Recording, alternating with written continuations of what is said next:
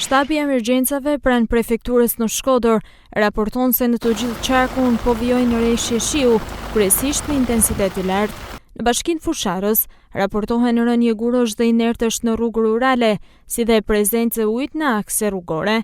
Drejtoria Ujitjes dhe Kullimit në Lezhë raporton se nga rreth 150 mm reshje shiu, shumë intensive në 24 orët e fundit, deri tani nuk janë konstatuar probleme me kanalet kryesore të kullimit, në argjinaturat mbrojtëse apo në digën e rezervuarit në Shkodër. Situata po ndiqet në terren nga punonjësit dhe do të ndërhyet në rast konstatimi problematikash.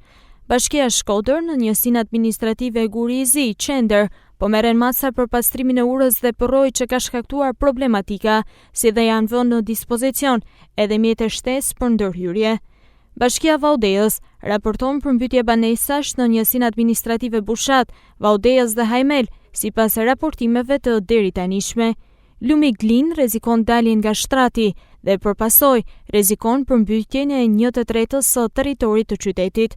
Ndërkohë policia e shtetit apelon për kujdes të shtuar, si pasojë e motit të keq me reshje shiu ku në disa akse rrugore ka prezencë uji apo edhe rënje inertesh. Policia e shtetit apelon për të gjithë përdoruesit e rrugës që të tregojnë kujdes të shtuar, të respektojnë me rigorozitet rregullat e qarkullimit rrugor dhe të zbatojnë udhëzimet e shërbimeve të policisë rrugore. Strukturat e policisë rrugore janë në terren për të ndihmuar dhe parandaluar ngjarjet rrugore.